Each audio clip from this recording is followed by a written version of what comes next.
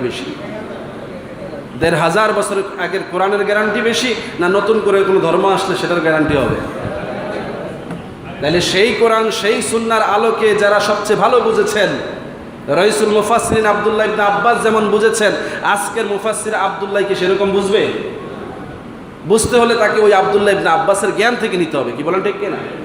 ওটাকে বাদ দিয়ে নতুন কোনো বুঝ দিলে সেটা গ্রহণ করা যাবে না। ঠিক একইভাবে ওই সময়ের কাছাকাছি তাবী ছিলেন ইমাম আজম আবু হানিফা, যাকে সমর্থন করেছেন ইমাম মালিক রহমতুল্লাহ আলাইহি, যাকে সমর্থন করেছেন ইমাম আহমদ বিন হাম্বল, যাকে সমর্থন করেছেন ইমাম শাফির মতো আলেমেরা, এরকম হাজারো মুস্তাহিদরা যাদেরকে সমর্থন করে তাদের গবেষণার উপরে ইজতিহাদ করেছেন এবং সেটার উপরেই তারা ধর্মকর্ম প্রচার করেছেন। সেই জায়গা থেকে বেরিয়ে এসে আজকে যদি আমরা কেউ 100 বছর 200 বছর আগে কোনো মুস্তাহিদকে দিয়ে ওগুলোকে ভেন্ট করে দেওয়ার ষড়যন্ত্র করি, এটা কোনো উম্মত মেনে নিতে পারে?